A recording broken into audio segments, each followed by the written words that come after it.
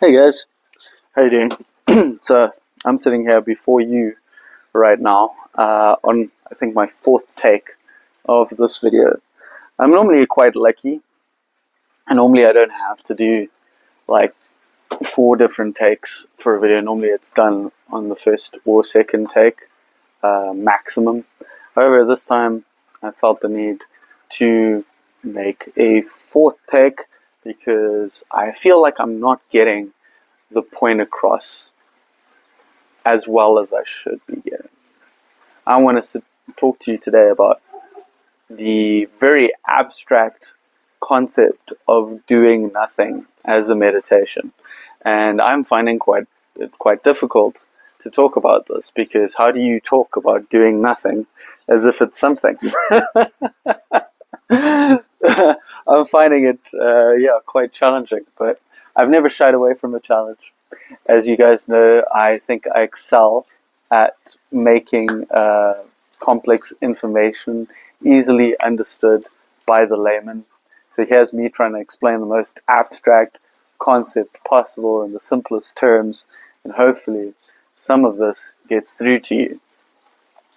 So I was sitting here this morning and doing my do nothing meditation, literally just sitting here looking out at my beautiful garden before me and literally just letting whatever happens happen. If my mind wanders, my mind wanders. If my mind fixates, it fixates. It gets lost in thought, it gets lost in thought. If I'm focused on a bodily feeling, positive or negative, that's what happens. Okay? So I'm not worried about being present. I'm not worried about focusing on my breath. I'm literally just sitting here, and if it's uncomfortable, it's uncomfortable. If it's comfortable, it's comfortable. If I'm relaxed, I'm relaxed. If I'm excitable, I'm excitable. Just sipping on my tea whenever I feel, taking a sip of my tea, and just letting life happen. Not trying to interfere, not trying to do anything. And you're going to sit down and you're going to do this, and you're going to find that it's damn near impossible to do nothing, you know. Something's always happening, whether you like it or not, right? And just sort of the aim is to have as little influence, direct influence, free will influence and interference on what is happening at the time. And then after that, I was planning this. Was my intention. After I feel like I've sat down for long enough, I just kind of let it. I don't put a timer. Try not to put a timer these days unless I have to be somewhere directly afterwards. But no timer today. I just sat, and when I felt like I was done, I had the intention to make this video. Then I saw a video from my boss. I'm sorry, a message from my boss saying that I need to write this report. And at that moment, I hit like a little bit of a crossroads because I had structured my day to be like, okay, you're going to sit down, and then after sitting down, you're going to make this video. And now something has come into that structure and disturbed it. Now I have to write this thing for my boss. This could take about 20 minutes for me to do, So I had two choices at that point. I could either... Well, I had a few choices at the point. You always have choices, guys. I think this is what I'm trying to highlight most. You always have a choice. So just make a choice and don't think too much about it. Today, I could have gone any number of different directions from that. I made the choice to write the message that I needed to write. I write the report that I needed to write to my boss. And then after sending that message, sit down here and make this video. But when that initial interruption came in, I thought I was getting frustrated. I was getting irritated. Things are not going the way that I planned. And there was me coming in with a lot of interference. But then I think as a side effect of doing this non-doing meditation, this do-nothing meditation, I decided to go with the flow, to not force anything. I made the choice. I had the intention to go in the direction that I wanted to go in. And I went with that intention. I wrote the message, and then here I am making the video afterwards. Okay. Lots of people can get stuck in this near OCD state where they're attached to doing things in particular time slots. If I said I was going to meditate within this time slot, I must meditate within this time slot. I have to meditate for exactly an hour, or I haven't done my meditation properly, and my day is ruined. Okay? There's a lot of attachment to spiritual practices. There's a lot of attachment to doing things in certain time slots. I know a lot of people who, if they don't go for their walk at a particular time of day, their day is ruined.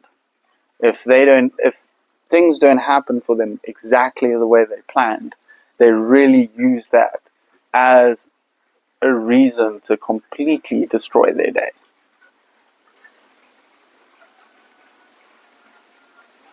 And that's not useful to you.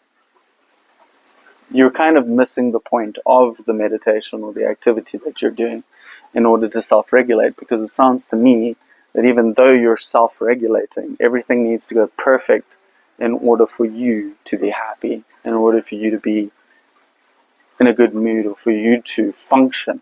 Actually, function is the better word. And as soon as something comes in to disturb that little bit of functioning, you're completely thrown off. I used to be this way. I used to be terrible with this.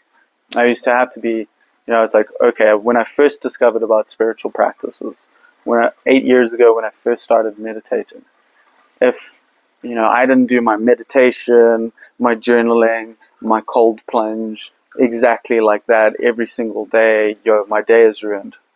It would be the best excuse for me to have the worst day. And that's why I feel this non-doing meditation, this do-nothing meditation, this sitting down and having this trust that whatever knocks you off center, you will come back to your center. That is where I'm seeing the value of this non-doing.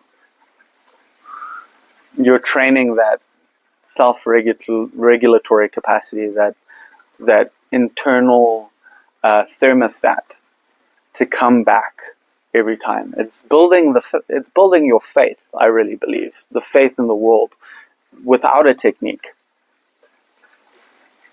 A techniqueless technique, so to say. And I'm seeing the advantage. I'm really starting to see the advantages. Because I don't need to do things in a particular order anymore. I don't even need to do a thing. If the day comes through and it interrupts what I was supposed to do, I don't get into a tiz about it. I'm not perfect at this. I can feel myself sometimes getting into a tiz about things.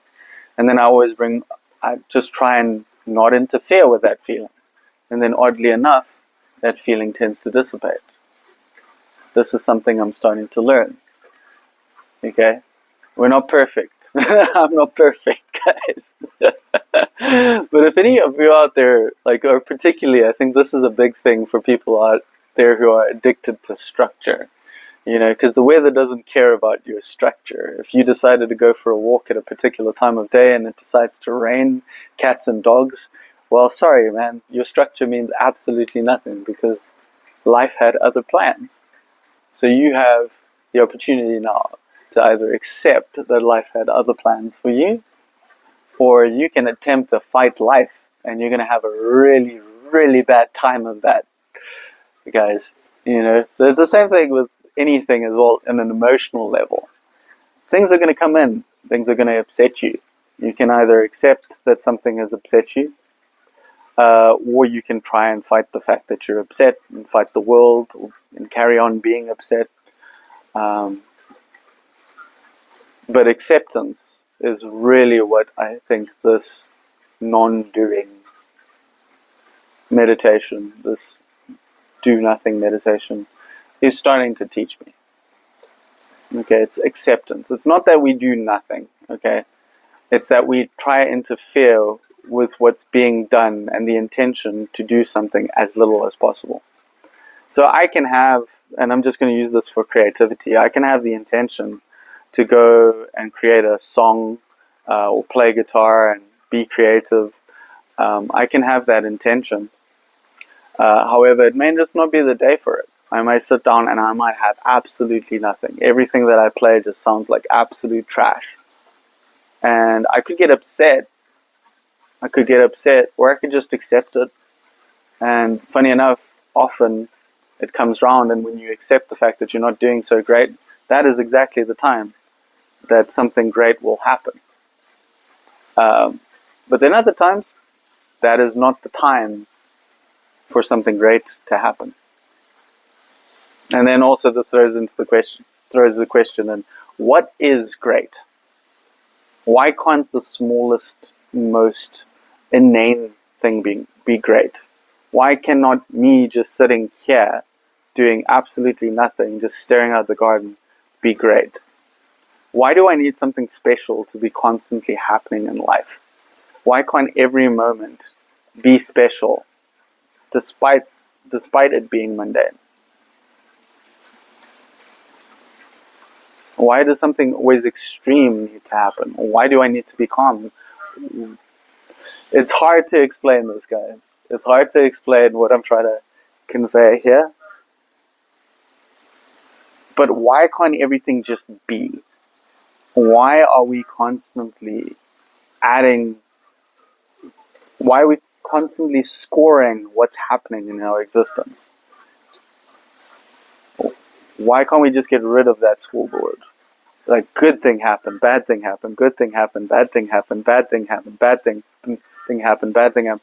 That seems to me like it's just ruining our lives. We can see something for what it is, and we don't need to constantly add a value to it. I think that is probably the most important thing that I can leave you with at the end of this video. Why do we constantly need to score our lives, guys? Why can't things just be? Why can't we let things happen? Why does everything need to have a value? Can't we just live our existence and not constantly be adding some sort of story on top of what's happening? If you can do that, guys, if you can do nothing, I guarantee you'll be living a much, much more peaceful existence. Thank you so much, guys, for tuning into this video. Hopefully some of that got through. Really hoping some of that got through, because I feel like it's really valuable information. Hopefully I get better at conveying it in more simplistic terms and it not being so abstract anymore.